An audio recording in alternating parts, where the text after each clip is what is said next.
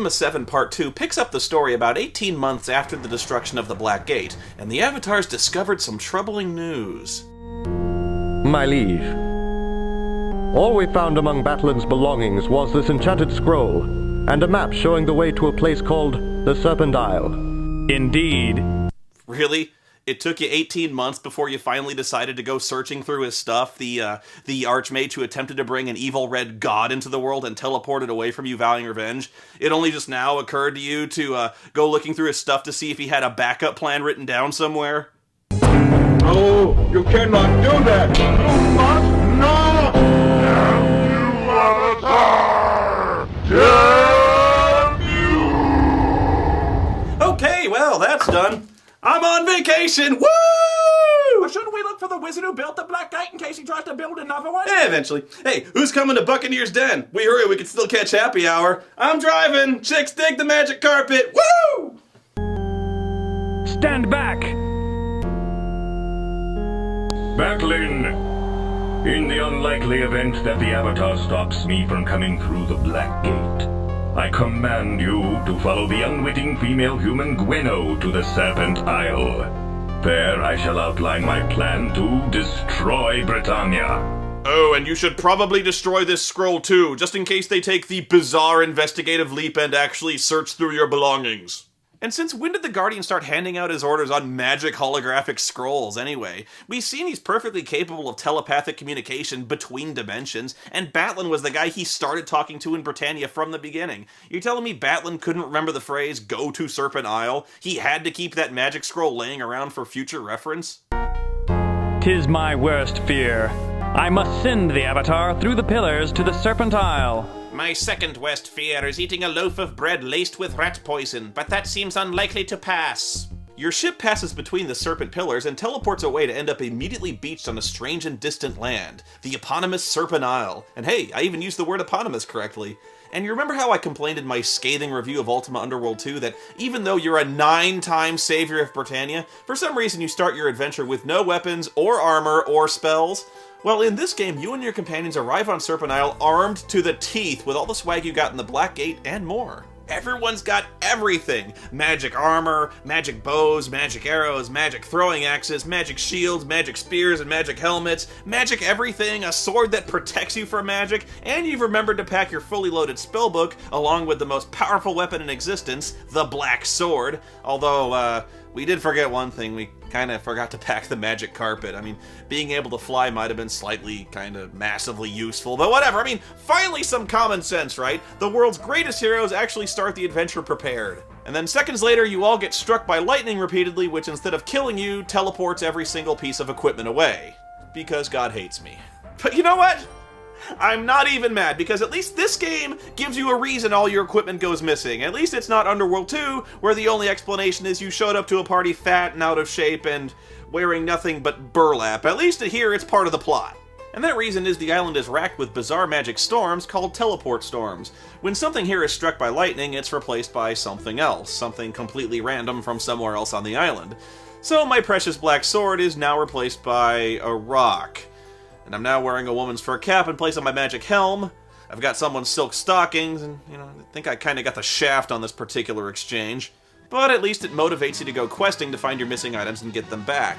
This place is pretty weird, though, and you get in trouble right away.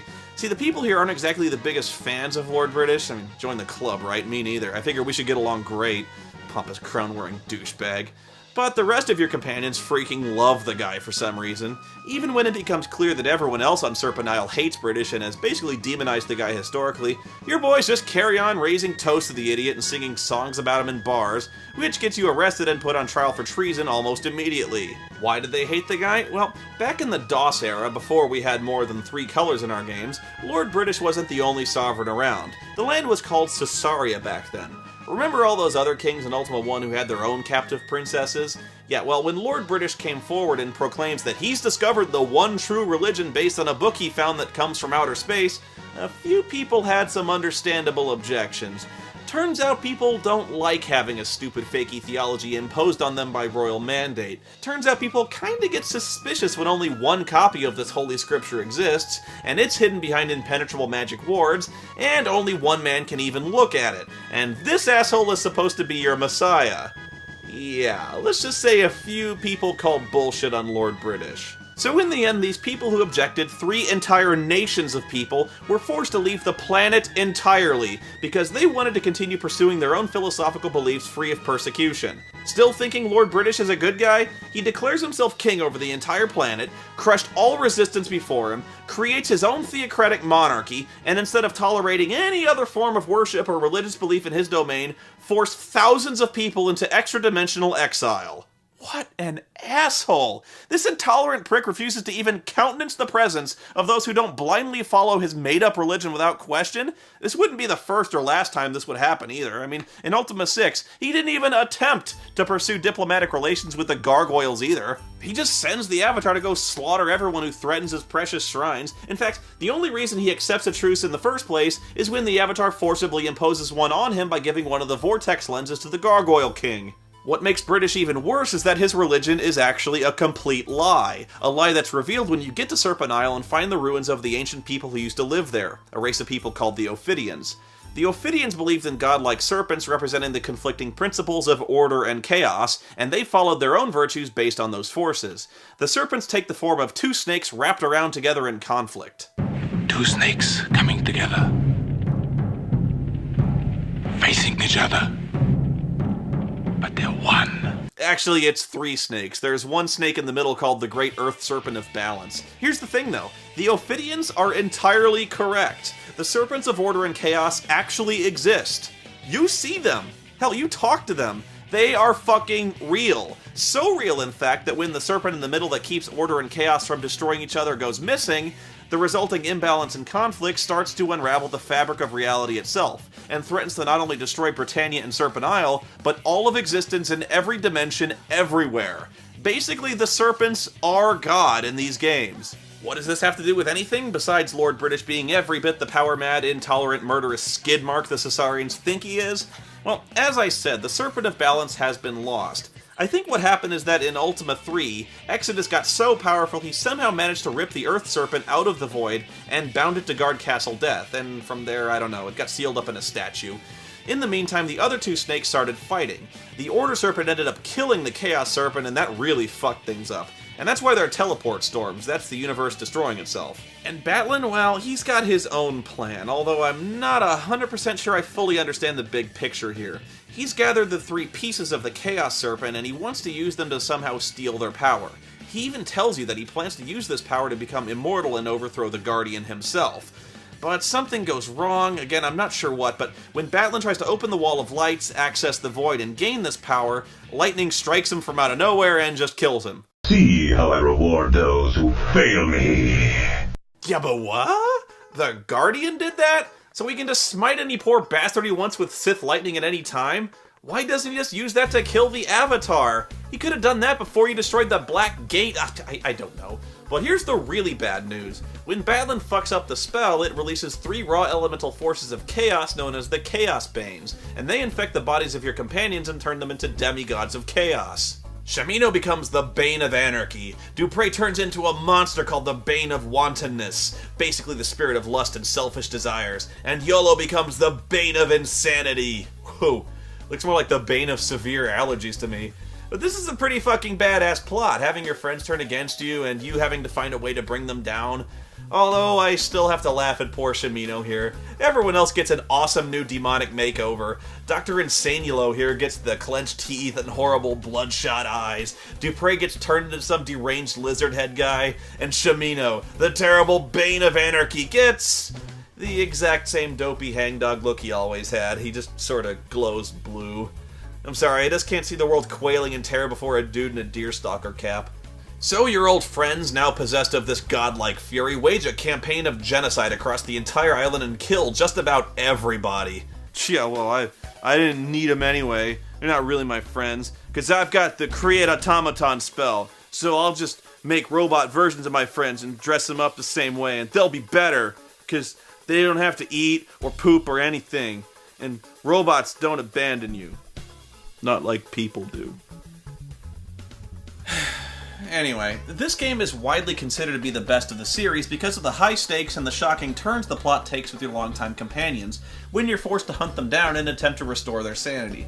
And I'm mostly inclined to agree, because I love Ultima 7, but again, I have to play the bad guy for this review. There's a few nagging problems with the game engine that really started to wear on me in the second game. Playing Part 1 and Part 2 back-to-back can cause a real severe case of burnout because of these problems. The first thing is the font they chose for all the dialogue. It's this old English calligraphy-style font, and there's a ton of it. It's just hard to read, and even though it's outlined in black, it tends to blur together with the background graphics. I just really wish they'd chosen a more basic, easy-to-read font without the swirls and curls, and put a darkened backdrop behind the text. It gives me a headache. Second, the game is really glitchy. It has this nasty habit of letting monsters respawn when you scroll a region off-screen and return, which is either bad design or it's needlessly cheap. Sometimes characters get stuck inside inaccessible buildings or in weird behavior loops that prevent you from getting needed quest items. A harmless but really funny example of this is when city guards run into each other on patrol and get into an endless argument over who should get the fuck out of the way. You're in my way. Need you to move. You gotta move away from there. You're in my way, sir. Move it. You're in my spot. Move over, sir. Move over. You're in my spot, sir. I love it. I keep waiting for them to get into a fist fight. Speaking of fighting, I never really feel like I have any control over the combat either. I never do anything. Whenever I get attacked, all I do is push a key to activate combat mode, and I pretty much just sit back and watch the fight play out automatically. All the characters just mob together in one big clusterfuck, everybody's swinging swords at indeterminate targets, things are exploding, the action is obscured with character dialogue, and in a few incomprehensible seconds, it's just over and I loot bodies. I basically have no meaningful input to the outcome of fights aside from how I equip the characters, and combat just becomes a spectator sport, which is in stark contrast to the strategic decisions involved in earlier games. If you're having trouble with the combat, I found the best thing to do is collect sleeping potions, which ordinarily have no practical value. Except if you open your inventory during combat, you can use the sleeping potion on your enemies, and for some reason this works. They just fall into a coma on the spot. So if the Chaos Banes get together and start kicking your ass, apparently in the middle of combat you can just force feed them sleeping potions, and they're rendered completely helpless. I have no idea if this is a glitch or an intentional design decision. It's like the Bronze Men who eat the poison grass in clones of Bruce Lee. Why would they do this? The interface really starts to get on your nerves too. Nothing is as easy as it should be in this game. Here's a prime example. All I want to do is put this Black Rock Serpent inside this slot in the temple's floor, but come on. The game just doesn't understand that this... God damn it! Why does it have to be this precise? I'm putting it in the slot. Fuck! I mean, it's right over the slot. God damn it! This shouldn't be that hard! You also have to manage every individual character's inventory, which is an incredible amount of micromanagement. You have to get downright obsessive-compulsive with your inventory organization if you want to find anything without 5 minutes of searching through 6 distinct inventories. In fact, it's the inventory system that made me rage quit this game and leave it unfinished up to now. Here's what happened. At the end of the game, you need to free the Great Earth Serpent from its prison so it can restore balance between order and chaos and save the universe. And to do that, you need to wear all the sacred Ophidian Serpent relics, because only the Hierophant of Balance, who wears all these items, can access the Temple of Balance. So I played the whole game collecting all the Serpent items until finally it was time to suit up. My destiny was all leading up to this. I donned the sacred serpent armor, wielded the powerful serpent staff. I wore the fabulous serpent earring. What? Serpent earrings, really? I wore the serpent necklace, the serpent crown, readied the mighty Ophidian sword, and finally, I wore the serpent ring. Wait, where the fuck is the serpent ring? Oh shit. Oh no. Oh no! Where the hell did I put the serpent ring? No joke, this actually happened. I played through the entire game, I got to this point, and I lost the goddamn serpent ring. Oh, I am so fucked. So fucked. I spent 2 hours searching in vain through every bag, in every character's inventory, dumping everything out, dumping every bag on the floor, and separating every item, which are full of this chaotic mess of potions, magic scrolls. I got fucking coins in 3 different denominations. I got gold bars, piles on piles of fucking beef jerky. I got green cheese, crossbow bolts. My god, why didn't I organize the shit in my backpack better? Rings in Ultima 7 don't even look like rings. They look like 2x2 squares of pixels. This thing is fucking gone. I could have dropped it anywhere in the entire world, and I'll never be able to find it again. The universe is officially doomed because I'm an idiot and I lost the fucking ring. Can you imagine how frustrating it would be to play this game for weeks, only to get this far and lose a game-critical item? I mean, yes, I admit it. I'm a fucking idiot. It's my fault. I should have been more careful with the absolutely vital magical relic, but after playing the Black Gate, I just gotten so numb to the mundanity of managing the packing habits of 6 fucking people, I could have put this fucking thing anywhere. I guess it's authentic to real life. Like, if you just threw the one ring of power into a backpack full of all the shit you collected over the course of an adventure, you'd be hopelessly fucked trying to find it too. Fuck! Ah, but here's the killer part. I shouldn't have quit playing. Why? Because of another game glitch. Even though the game tells you that you need to find every single Serpent artifact, this is in fact not true. When you get to the end game, it checks for every single Serpent item, except one. It does not check for the Serpent ring.